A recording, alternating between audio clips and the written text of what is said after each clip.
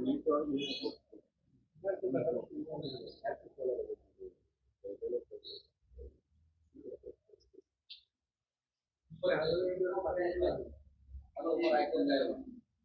काय आहे तुम्ही निघालो आता बाहेर बोला.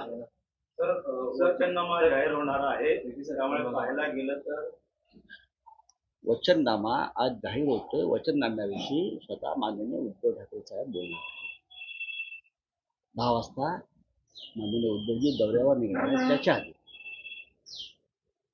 उद्धव साहेब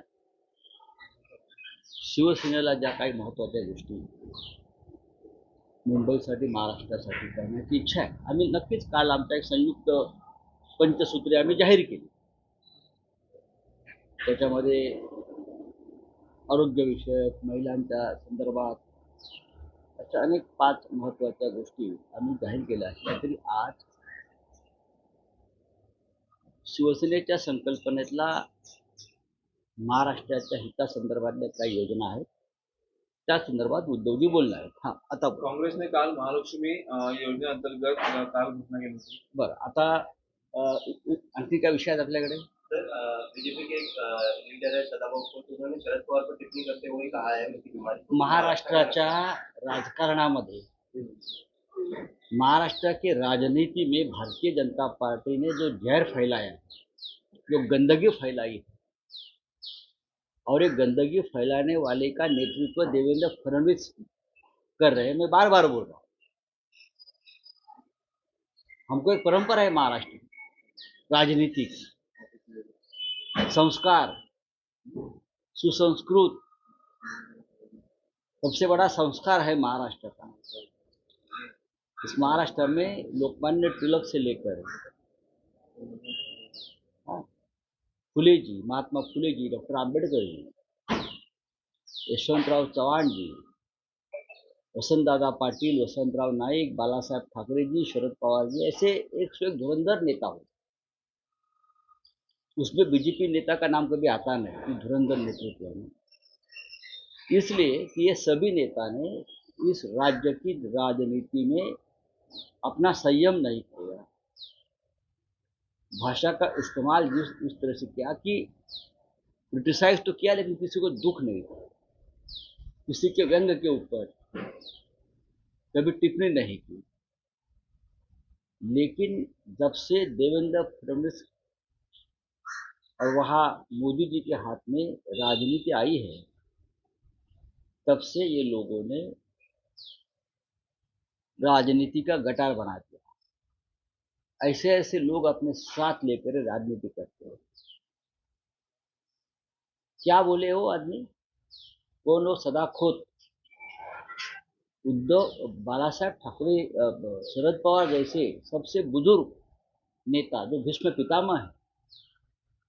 कभी कभी मोदी जी भी पवार साहब को अपना गुरु मानते हैं, जिसको मोदी सरकार ने पद्म विभूषण, जो देश का सर्वोच्च नागरिक किताब है, दूसरे नंबर का भारत रत्न के बाद वो दिया है।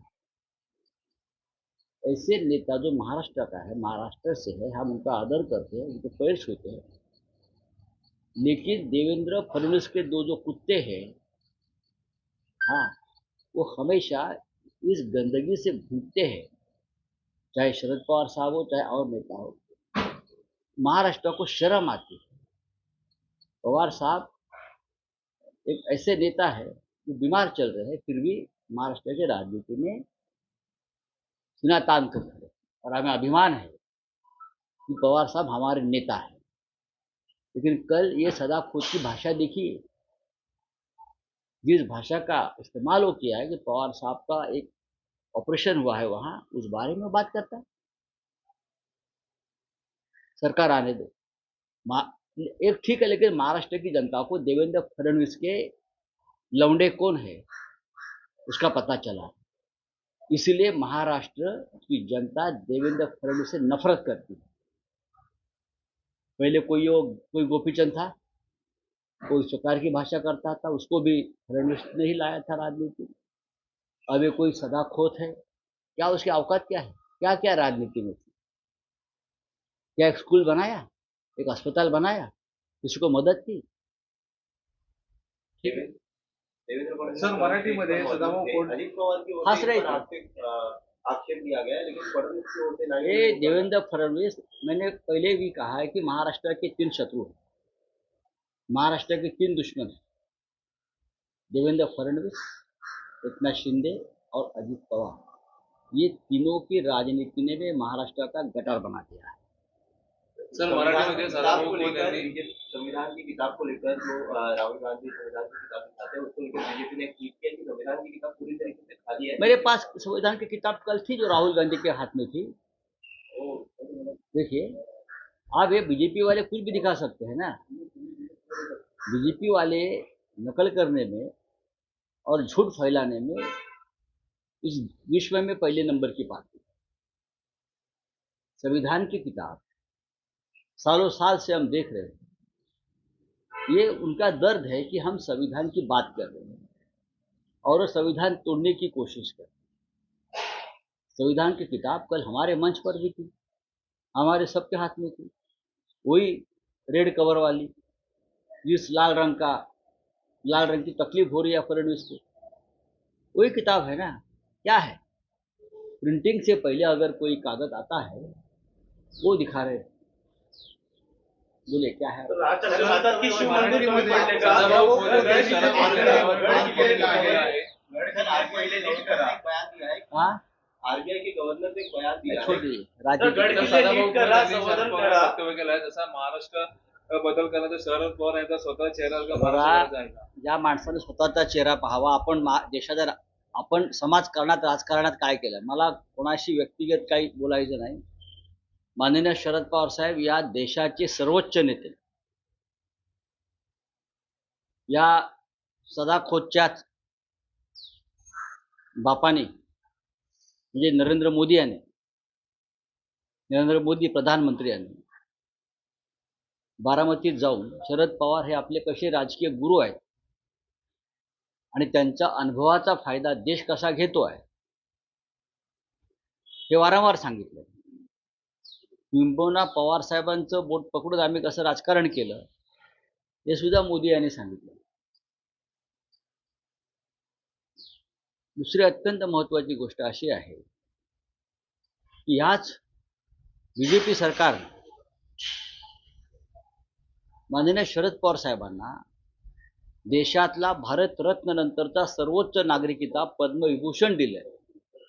पद्मविभूषण दुसरा क्रमांकाचा सर्वोच्च किताब, जो त्यांच्या राजकीय क्षेत्रातील कामाबद्दल, सामाजिक, कृषी, शैक्षणिक क्षेत्रातील कामाबद्दल हा किताब त्यांना दिलेला। पवार साहेबांनी काहीच केलं नाही असं हे जे कमरेला म्हणतायत ही, त्यांनी त्यांच्या गेल्या 60-70 वर्षाचा कामाचा लेखाजोखा पाहायला पाहिजे आणि आपण नक्की या राज्यासाठी काय योगदान दिलं याचं आत्मचिंतन केलं पाहिजे। देवेंद्र फडणवीस यांच्या बरोबर आहे।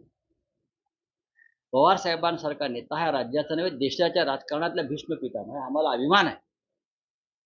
आणि तुम्ही पवार साहेबांच्या आजारपणावर अशा प्रकारचं वक्तव्य करून महाराष्ट्राची मान शर्मेनं खाली घातलेली आहे। या लायकीची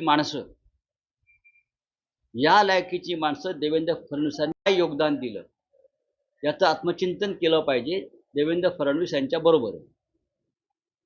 पवार साहेबांसारखा नेता हा राज्याचा नव्हे देशाच्या राजकारणातल्या भीष्म पितामह, आम्हाला अभिमान आहे। आणि तुम्ही पवार साहेबांच्या आजारपणावर अशा प्रकारचं वक्तव्य करून महाराष्ट्राची मान शर्मेनं खाली घातलेली आहे। या लायकीची माणसं देवेंद्र फडणवीसांनी महाराष्ट्रात उभी केलेली आहेत, लक्षात घ्या। या राज्याला यशवंतराव चव्हाणांपासून ते बाळासाहेब ठाकरेंपर्यंत, विलासराव देशमुखांपर्यंत, वसंतराव नाईक, अशा सगळ्या महान राजकारण्याची परंपरा आहे। आणि त्या तुळशीच्या वृंदावनामध्ये ही भांगेची रोपटी देवेंद्र फडणवीस यांनी लावलेली आहे आणि महाराष्ट्रात विष पेरण्याचं काम सुरू आहे। कधी तो त्यांचा गोपीचंद पडळकर, कधी हे कोण सदगृष्ट खोतकी कोण आहेत ते। तुमचं योगदान काय राज्यामध्ये, मराठी माणसासाठी, महाराष्ट्रासाठी? पण तुम्ही आमचे जे बुलंद नेते आहेत, टोलेजंग नेते आहेत, त्यांच्यावरती अशा प्रकारच्या टीका करायला काहीच हरकत नाही लोकशाही. पण हे कोणत्या नशेत असतात, काय असतं? देवेंद्र फडणवीस फिदी हसतात. महाराष्ट्र देवेंद्र फडणवीस यांचा जो तिरस्कार करतो हेट, तो यासाठी. सर याला जोडून एक प्रश्न माझा आहे. उत्तर पूर्ण व्हायचं आहे.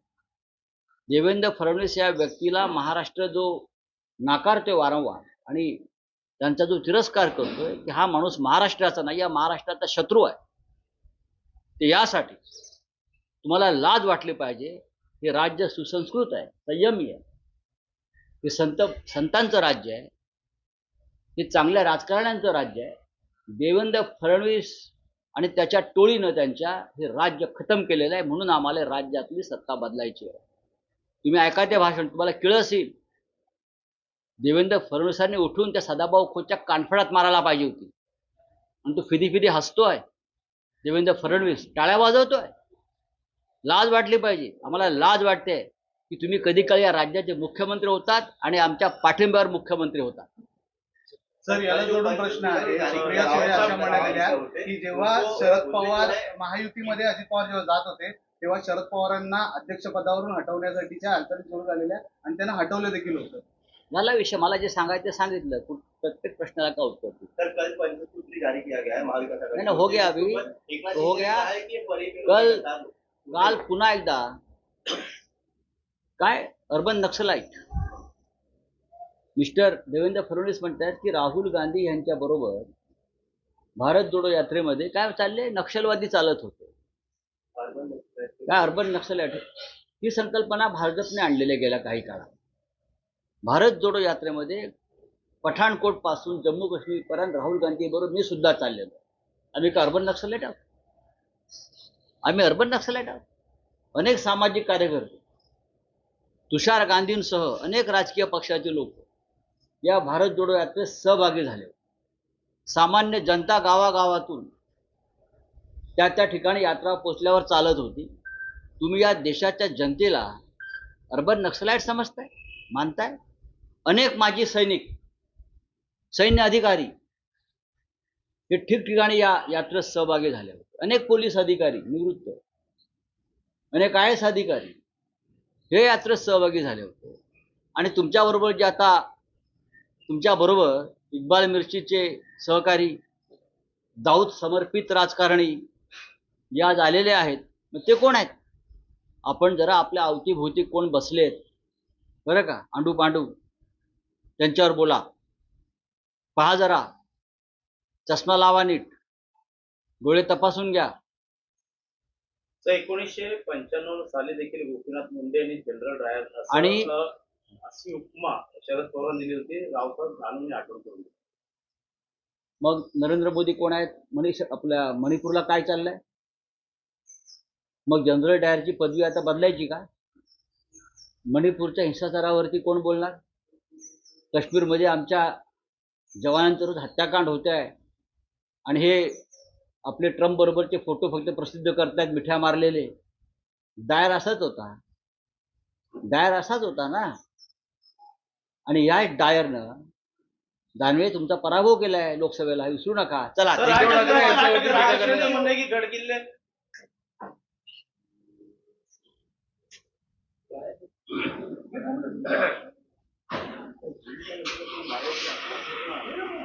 मी टाकला, तुम्ही टाकलं होतं, मी टाकला, हिंदी टाकला.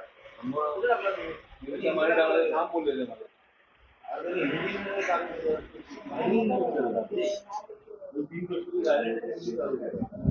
दुसरा प्रश्न